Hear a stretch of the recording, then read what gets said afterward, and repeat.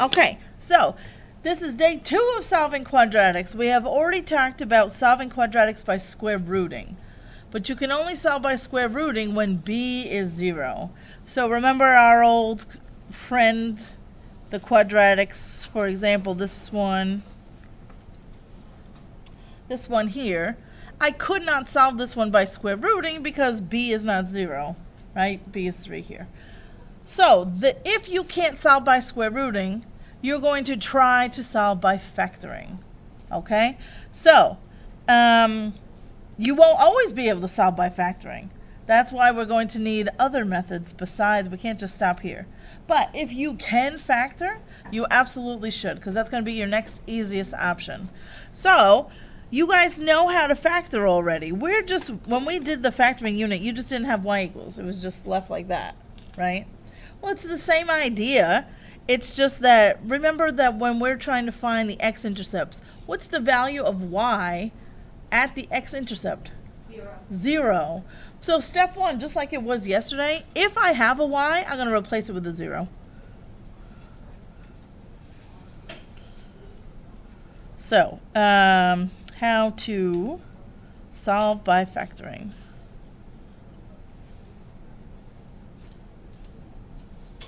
Step 1, replace y with 0. Okay? Oftentimes that's done for you, but if it's not, I'm going to replace the y with a 0 because I want to know what is the value of x when y is 0. Step 2, I am going to factor.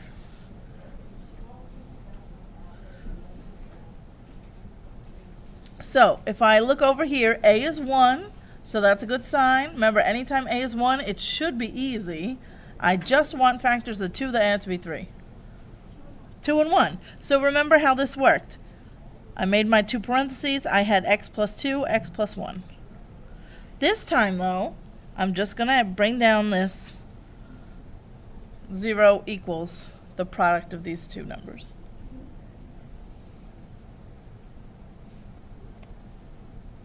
So far, nothing really new, right? I'm still just factoring like I was before. I just have this equals 0 over here. No biggie. Now, remember what I'm finding. I'm finding where this thing is crossing the x-axis, right? And usually, I get 2 answers. Well, I shouldn't say usually. Very frequently, we get 2 answers, just like we did in last night's homework. Almost all of them had 2 answers, right? Yeah, so this time, probably the same thing's going to happen. Now look at what we have. I have this binomial times this one, and I want to know when it's going to equal 0. Let me ask you this question. If this binomial were equal to 0, then it wouldn't matter what this one was, because 0 times anything is 0, right? Right? So what number would make this whole binomial turn into 0? Negative 2, right? If I plugged in a negative 2 plus 2 is 0, and then it doesn't even matter about this binomial, because 0 times anything is just 0. You follow me? It works the same way over here. If this thing were equal to 0, then wouldn't the whole thing just equal 0? Yes. Yeah, so what number would make that 0? Negative 1. Now, it's not always quite that easy, but all you want to do here is you are going to set each factor equal to 0 and solve each one. So, step 3, once you have your factors, you're going to set each factor equal to 0 and solve. Now, when it's very easy like this, I mean, you just did it in your head in 2 seconds. You knew that the answers were negative 2 and negative 1. The answers won't always be quite that easy. So I just want you to know what we're doing. I take a factor and I set it equal to 0. And then I solve that one. I minus 2 from both sides. There's one of my answers, negative 2. I do the same thing with the other factor. I take it and I set it equal to 0. And then I just minus 1 from both sides. There is my other answer. So my answers, so I'm going to put them in those curly brackets because I have more than one answer. I'm just going to list them. I got a negative 2, and I also got a negative 1. That means if I were to graph this parabola, it would cross the x-axis at -2 and also a -1.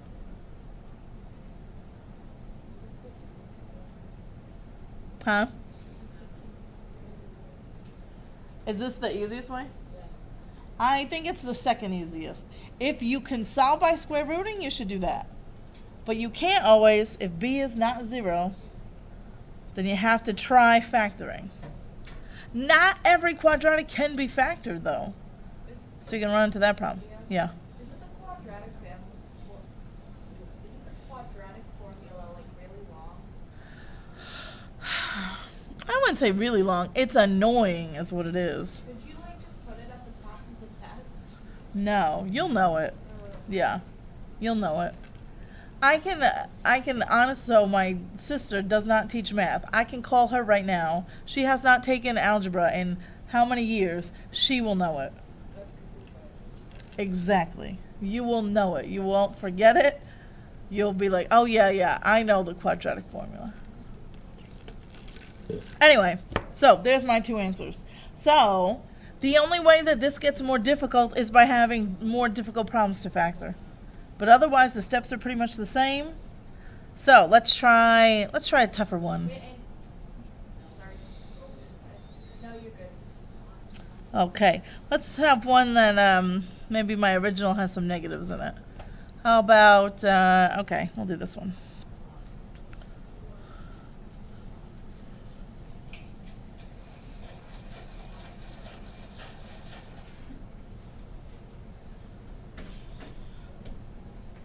So you can replace y with a 0. Well, that's easy enough. Now you're just going to factor like usual.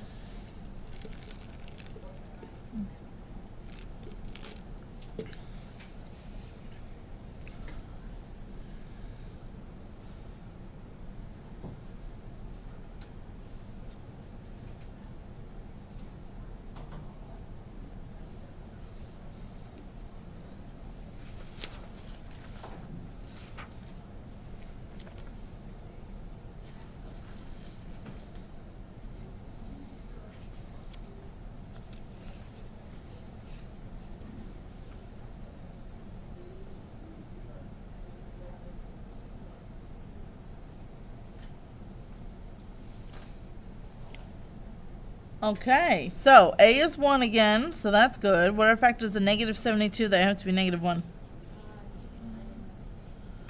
-9 and +8? Is that what you guys said? All right, so once I get my two factors, all I have to do is take each one and set it equal to 0. So x minus 9 equals 0, and x plus 8 equals 0. Just solve each one, and I'll have my answers. Wait.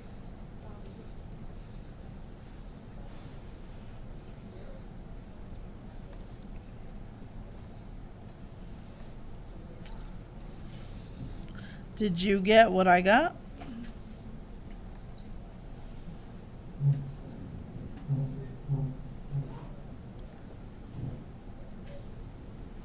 Yep. Does it matter what order? Nope. As long as you have the squiggly brackets, you can put them in any order you like. So -8, 9, same thing. Did everybody get the same two numbers I did?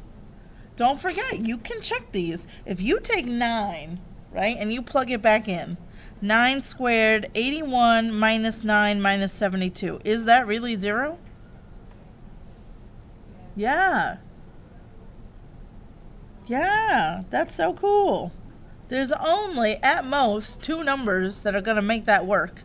There's one of them, and then you can try -8 too if you want.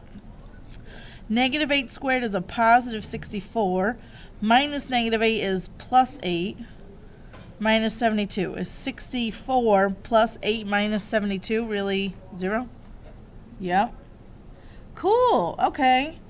All right, Miss Sabia. Yes, I'm an expert at factoring because I had studied so hard for our last chapter test. So bring it on. I can do whatever you throw at me.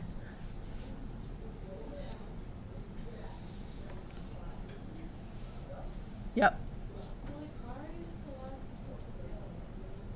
So, what, this 0 or down here? So in the first one, let me go back to this one because it's a little bit nicer. I want to know, when you solve a quadratic, you're finding where it crosses the x-axis, right? But isn't y equal to 0 where it crosses the x-axis? Right? Like that ordered pair, whatever that is, it's going to be some value of x, I don't know, say -2, comma 0, right? Same thing with this one. That'll be some positive value, I don't know, 6, comma 0. So I'm trying to find out what x is when y equals 0. So that's why I can replace the initial y with a 0. Because I want to know, when I plug in 0 for y, what's going to come out for x? Now, when I get here and I have my two factors, I'm allowed to set each one equal to 0, because if this guy equals 0, then the whole thing equals 0. Same thing with this one. If this guy equals 0, then the whole thing equals 0. Because 0 times any number is just 0. So that's why I take each one and I figure out, well, what's going to make u 0 and what's going to make u 0. And they're both my correct answers. Okay? So I'm going to do the same stuff with this one. I'm going to replace y with 0. And now I have to factor this. Guys, what was rule number 1 of factoring? Yeah, see if there's anything you can factor out. You should still be doing that. That never stops. I'll show you what you do if there is a common factor. In this one, there's not, though. But if there were, boy, I would want to take it out right now. Take what out? If there were a common factor. But I don't have one. So now what do you do? How do you factor when a is not 1? You need to make T's. You got to do the t's. My last break.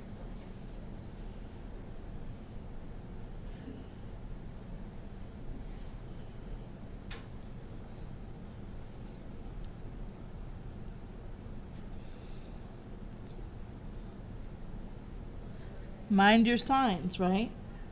This is positive, that's negative. So what does that tell me about my two numbers? They're both negatives.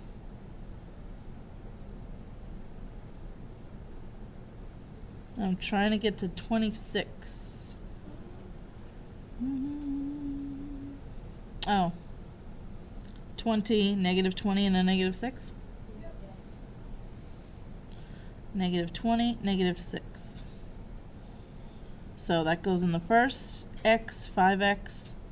And I'm going to multiply the insides and the outsides. I have a 5. I want a -20, so I should put a -4 there. I have a 1. I need a -6 there. Okay, so now I'm just going to write it a little bit more cleanly. Is that a word? Cleanly? Cleaner? I'm going to write it cleaner. The most cleanly. Do you know that episode of The Office where Kevin's like, I forget what he was trying to say, but he's trying to say like all the time, and he's like, every of the times. Do you know what I'm talking about? It's so funny. Shay, what's up? Yes. All right, so we're here. So all I've done was take this quadratic and I factored it. Okay? So now I'm ready for step 3. I'm going to take each factor and set it equal to 0. So I write x minus 4 equals 0. And I write 5x minus 6 equals 0. And now I'm just going to solve each one. So one of my answers is nice and easy. It's just 4. This other answer, though, is not quite as nice, but it's not hard to find. It's just, yeah, it's just going to be a fraction. So my two answers are +4 and +6/5. So if I were graphing this parabola, it would cross the x-axis at those two spots, +4 and at 6/5. Okay. Are we ready for one that has a common factor? I knew you would be. You guys are just full of excitement today. All right, let me pick a good one here. Okay, that one's not bad.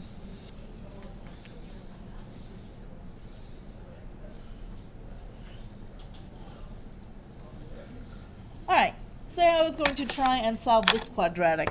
Can I solve it by square rooting? You should check that first, right? Because if you can solve by square rooting, that's easy peasy. Can I solve by square rooting? No, b is not 0, so I can't do that. So I'm going to try and solve by factoring. Is there a common factor to take out of the whole thing? Yes, I can take out a 2. So I'm going to replace the y with a 0, and I'm going to take out a 2 at the same time.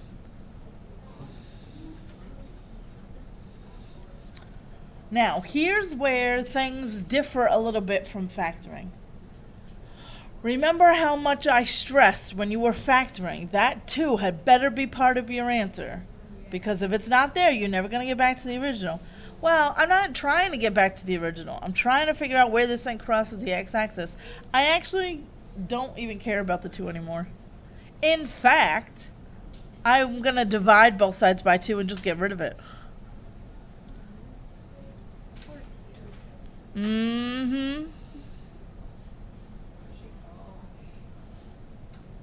0 divided by 2 is just 0, and then these 2's just cancel out.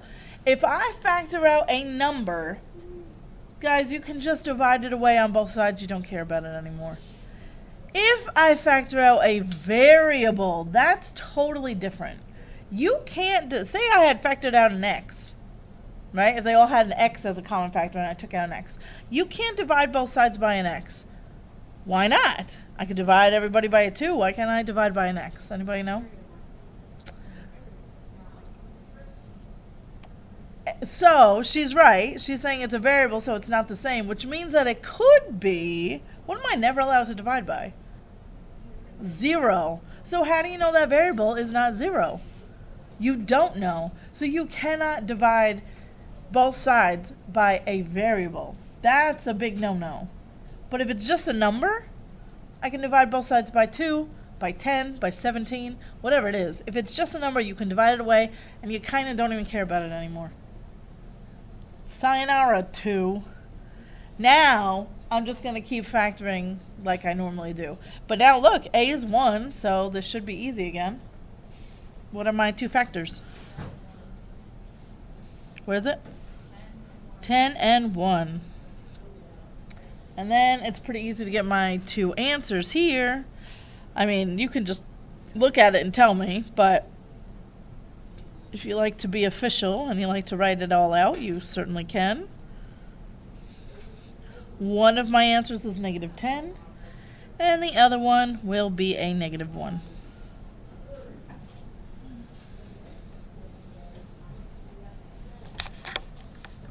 You can absolutely check this if you want.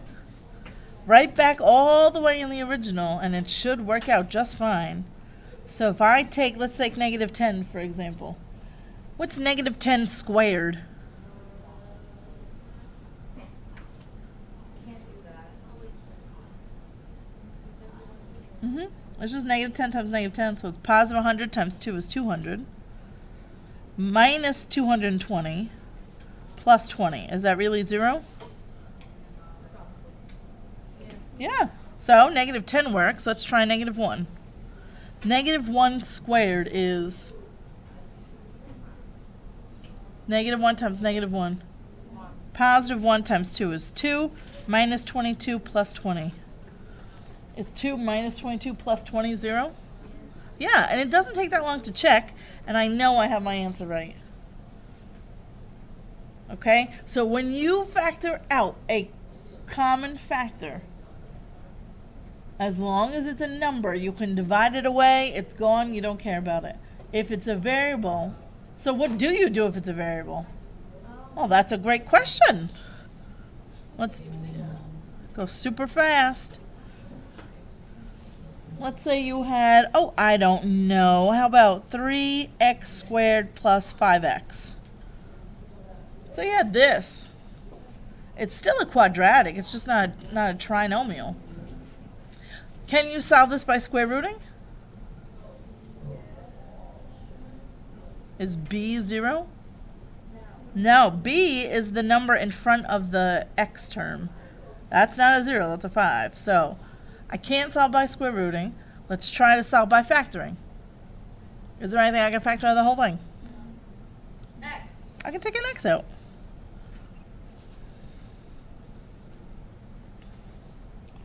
Guess what, ladies and gentlemen? Oh yeah, and I forgot. I should have made that a 0.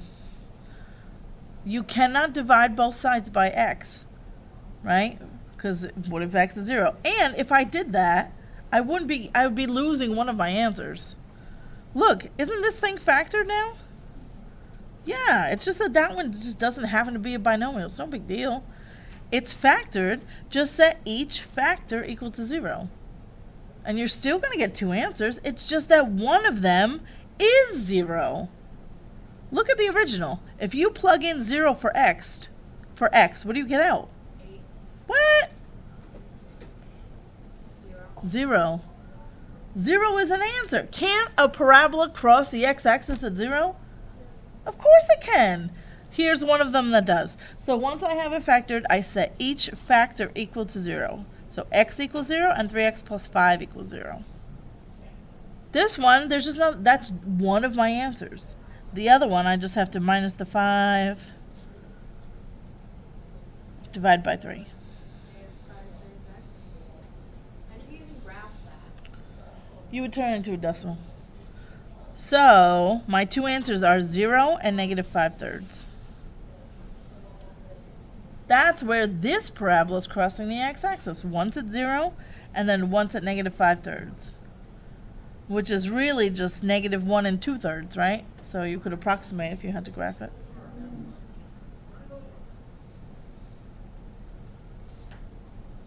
Does this make sense? So, if you know how to factor, you see how this proceeds? Kind of? I'll take that as a yes. What if you had, ooh, here's a good one. One more before I let you stop. Say you had y equals x squared minus 25. Do you notice anything about x squared minus 25? It's the difference of 2 perfect squares. So you actually have 2 choices here. You can factor this, or can't you solve that one by square rooting? Yeah, because b is 0. So you could add 25 to the other side and then take the square root of both sides. What would your answer be? 5 equals x. I heard a right answer in there somewhere. Equals x. Well, positive and negative 5. So, right, so watch. I'll do it both ways. One way, if I solve by square rooting, I want to get the x squared by itself. So I'd add 25 to both sides. I get 25 equals x squared. I'd take the square root of both sides. Square root of 25 is positive negative 5. Right? That's correct. You can also solve this by factoring because x squared minus 25 just becomes x plus 5, x minus 5. And then when I set each factor equal to 0, aren't I still going to get positive 5 and negative 5? Yeah, it doesn't matter. So my 2 answers are still positive and negative 5. You can either factor it or you can solve by square rooting. Doesn't matter. Difference of 2 perfect squares is kind of nice that way. All right.